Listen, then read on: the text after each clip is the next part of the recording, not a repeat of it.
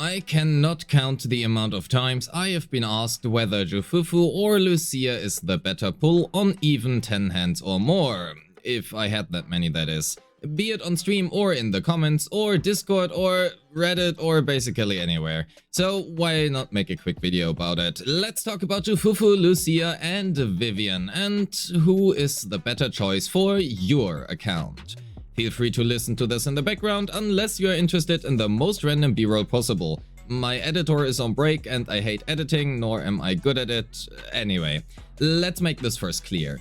If you are looking to get the best possible team for your Yijuan, Manato or Yetari, you will want both Lucia and Juufu. There are no other alternatives that will perform at the same level as this duo does in all situations. However, there are other teams that can come close at least, namely Chingy and Trigger when paired with Lucia. But first I want to talk about the cat in the bag, the upcoming Deadly Assault buffs. Whether or not we like it, personally I don't, the next Rupture buff will require Ether Veil, and outside Lucia there is no other unit who can provide Ether Veil. Up until Yetari, that is. But that also means without Lucia, your Yijuan and Manato will likely only get the first part of the buff, and frankly, that part is very weak.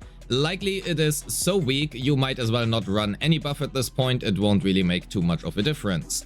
Depending on the player, you might see differences of up to 20 to 30,000 points in score difference between Lucia and Penyan-He. Not because Lucia in itself is that much better than Panda. Again, in a vacuum it is somewhere between 8 to 15% depending on Panda's equipment, but because Lucia provides Ether Veil, which just gives you an additional 30% sheer damage and 45% stun damage multiplier on top due to how this Deadly Assault buff works. This buff is absolutely disgusting and frankly the biggest chill we have ever seen in ZZZ. A quick shout out to April here, who shows this massive 20,000 points difference I have been talking about. You will find a link to their video in the description. However, it should also be said that this Deadly Assault buff will not be here forever, and in fact it will be present for 2 cycles, or 4 weeks. Which means that Lucia's value and performance after that will massively drop, at which point it will be replaced with a much more generic one. Yes, Lucia is still a massive upgrade over the likes of Astra, but at least it is not a difference of over 35 million damage anymore. That being said, if you are a Yijuan or Manato enjoyer and you care about 9-star ring Deadly Assault or chasing for the highest possible scores, Lucia will be absolutely a necessity for about 2 weeks, after which it really won't matter too much anymore. If you primarily care about getting 6 stars for the maximum polychrome rewards, or you simply do not like playing Rupture or prefer to save for another of the upcoming agents, Lucia is honestly skippable even for Rupture teams. And as a quick side note, because Yetari can trigger her own Ether Veil, Lucia is not a necessity for her. So the question is now much more, how much does Juufu provide me? The thing about Juufu is basically that she is the exact opposite to Lucia. While she is de facto an improvement to the current Rupture teams, she has other alternatives that can at least perform quite well. Again, namely Chingy and Trigger, or even Kolleda for Manato specifically. Yes, Pulchra exists as well, but because both Wanderer and Priest want defensive assists, I personally do not really like Pulchra too much here. Of course, you can simply play around her and just parry with the other 2 units instead. Well, and she provides less to the team, but that's another topic. So, point being, Juufu is replaceable in set teams, at least to a certain degree.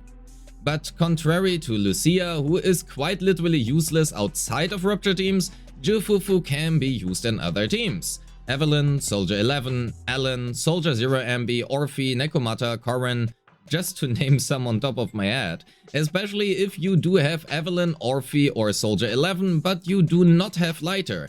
Juufu can absolutely work wonders here. If you skipped Trigger but you wanna play Soldier 0 Ambi, this is a good team as well. You have Lighter, but for some reason Lycon completely evaded your account and you want to play Hugo or Alan, great, Juufu can be used here as well. Yes, she is not the best in slot option for these teams, but she does more than enough to be well usable as the second choice right behind Lighter. Effectively, this has been a lot of words to tell you, Juufu is a generalist and has great account value if you play any of these characters. Additionally, Juufu also does not need her W engine. Yes, it is a good engine, yes, it does make building her much easier, but it is not needed, and it does much less for the team than Lucia's W engine does. And Lucia is also much harder to build without her W engine. Additionally, Lucia also has a much steeper investment cost for her skills compared to Juufu. However, we also have just gotten the drip marketing for both Dialin and Banyue. We know that Banyue will be Fire Rupture and Dialin will be a physical stunner. While it is quite certain that Lucia will still be the best support for Banyue as well, we do not know whether or not Dialin might replace Juufu for him. But what we can do is we can go back in time for just a bit and we might recognize a pattern. A pattern that does show adjacent units to be made for each other.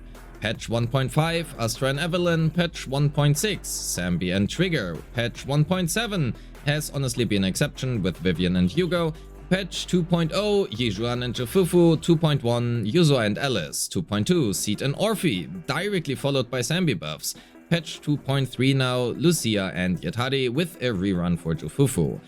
However, ZZZ also has a really strong history on releasing alternatives or directly power creeping units after their rerun.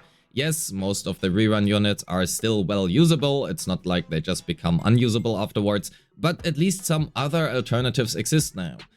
Given all this and factoring in that Dialin was drip marketed before Banyue, and it is hence also likely to be the first banner, there at least is a good chance that she can be an alternative to Juufu.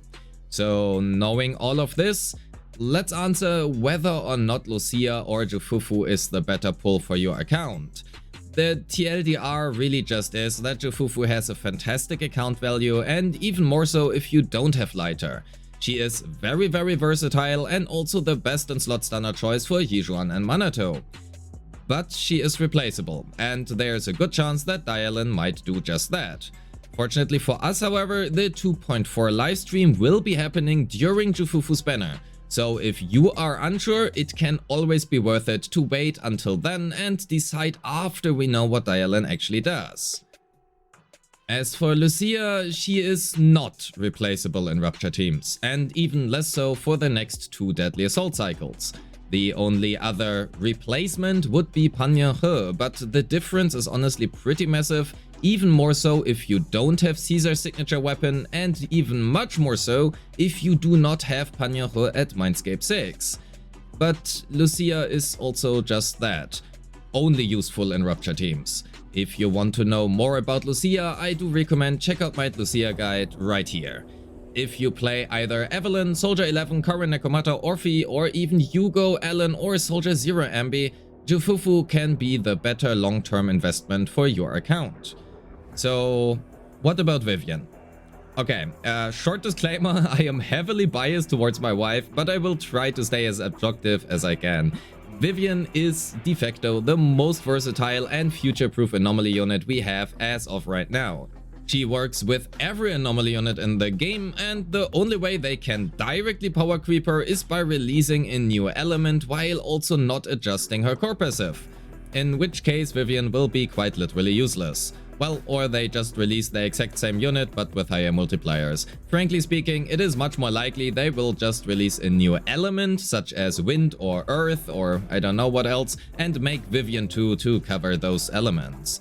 But if you like playing Anomaly, at least as of right now and for the foreseeable future, she is in my opinion the most valuable pull for any account. If you play either Piper, Jane, Alice, Yanagi or even Grace, she is one of the most valuable assets for any Anomaly account out there. If you have skipped quite literally most Anomaly units, however, she might as well not be worth the pulls, since she is, well, just useless outside of these teams.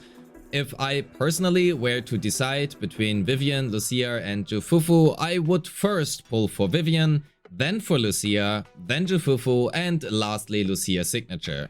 I would skip both Vivian's and Juufu's signature as both of them are just highly replaceable. It is really hard to just give you a hard conclusion on Lucia versus Juufu, but if I had to boil it down, it really is just Do you play Rupture? If not, skip Lucia.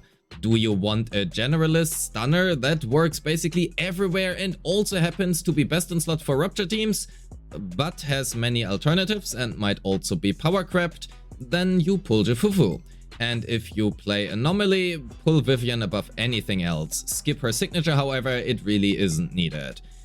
And with that said, thank you so much for watching. I hope that this video has been at least helpful to you and you can now decide a little bit better who to go for and who to skip. Don't forget to like and subscribe, leave me a comment on who you are pulling for, and oh, I also would like to know your thoughts on the new Ether Veil only Deadly Assault buff. And join the Discord. As always, I appreciate all of you and wish you a great day. Thanks for watching. Peace.